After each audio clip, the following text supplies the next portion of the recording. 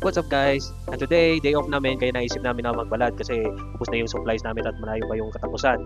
So nag-decide kaming maglakad-lakad dito sa center lane ng highway o patungo kaming balad. Imbis na mamasahe kami, nag-decide kami lahat na mag-exercise. Kaya lalakarin na lang namin. About 45 minutes to galing doon sa villa namin hanggang doon sa balad.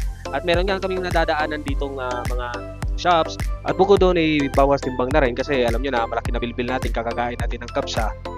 At habang naglalakad ka nga, meron kang mga nadadaan ng magagandang furniture shops, laundry, barber shops, tailoring, automotive, mga bakala na kung saan pwede ka mag-grocery. At meron pang park dito guys, ang ganda oh.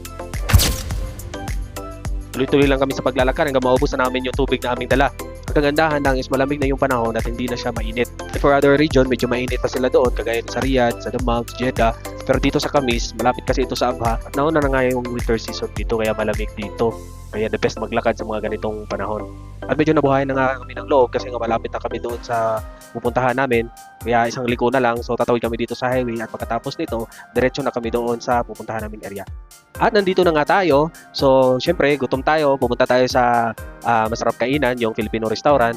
At may nakita kami dito isang restaurant, yung kinakainan talaga ng mga Pilipino. Ito ay ang Eman Restaurant, dyan sa taas. Tingin nga tayo kung ano meron sila. Yun, umupo na kami at tumitingin kami sa mga menu. At di na nga namin pinatagal at umorder na kami ng masarap na pancit canton at masarap na bulalo. The best guys, ang sarap ng lutong Pinoy guys. Parang nasa Pilipinas rin. Yung music pa namin, Remember Me!